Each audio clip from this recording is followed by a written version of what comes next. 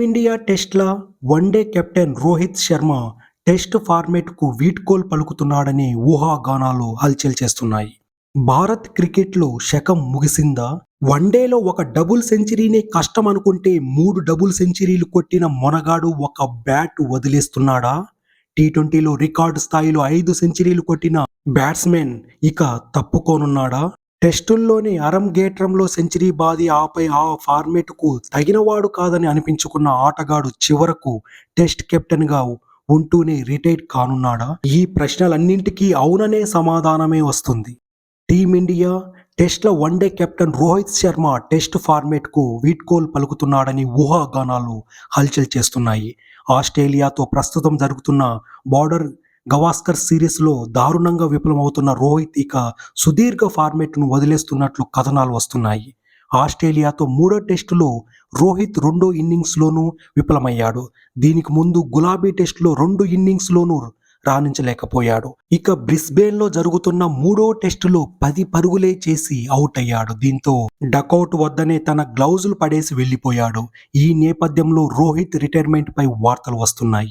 2, 52, 0, 8, 18, 11, 3, 6, 10 ఇవి రోహిత్ శర్మ ఇటీవల టెస్ట్ స్కోర్లు. 9 ఇన్నింగ్స్లో ఒక్కటే హాఫ్ సెంచరీ.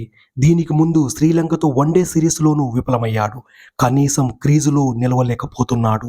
బ్రిస్బేన్లోని గబ్బా మైదానంలో జరుగుతున్న 3వ టెస్టులో ఆసీస్ కెప్టెన్ కమ్మిన్స్ వేసిన బంతిని రోహిత్ అత్యంత పేలవంగా ఆడాడు. గులాబీ టెస్టులోనూ బంతిని ఆడేందుకు చాలా ఇబ్బంది ఎదుర్కొన్నాడు. తాజా టెస్టులో అవుట్ అనంతరం తీవ్ర అసంతృప్తితో రోహిత్ తన గ్లౌజులను డకౌట్ వద్దే పడేసి డ్రెస్సింగ్ రూమ్లోకి వెళ్లిపోయాడు. రోహిత్ స్వభావానికి భిన్నంగా ప్రవర్తించిన ఈ సంఘటనతో అతడు టెస్టులకు వీడ్కోలు పలుకుతాడనే ప్రచారం మొదలైంది. వాస్తవానికి ఈ సిరీస్లో రోహిత్ ఓపెనింగ్లో కాకుండా 6వ స్థానంలో వస్తున్నాడు. అయినా పరుగులు చేయలేకపోతున్నాడు. ఇదే కాదు, 2 ఏళ్లలో 10 టెస్టుల్లో 18 ఇన్నింగ్స్కు గాను 621 పరుగులే చేశాడు రోహిత్. ఒకటే సెంచరీ కొట్టాడు. 66 టెస్టులాడిన రోహిత్ 4289 పరుగులు చేశారు. 212 అత్యధిక స్కోరు, 12 సెంచరీలు, 18 హాఫ్ సెంచరీలు కొట్టాడు.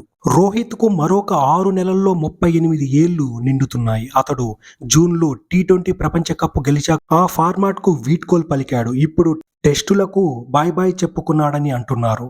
ఇక మిగిలింది వన్డేలు. ఈ ఫార్మాట్లో అతడే కెప్టెన్ అయితే ఫామ్ గొప్పగా లేనందున వన్డేలకు రోహిత్ రామ్ చెప్పే ఛాన్స్ ఉందని తెలుస్తోంది. అదే జరిగితే భారత క్రికెట్లో ఓ అద్భుత శకం ముగిసినట్లే.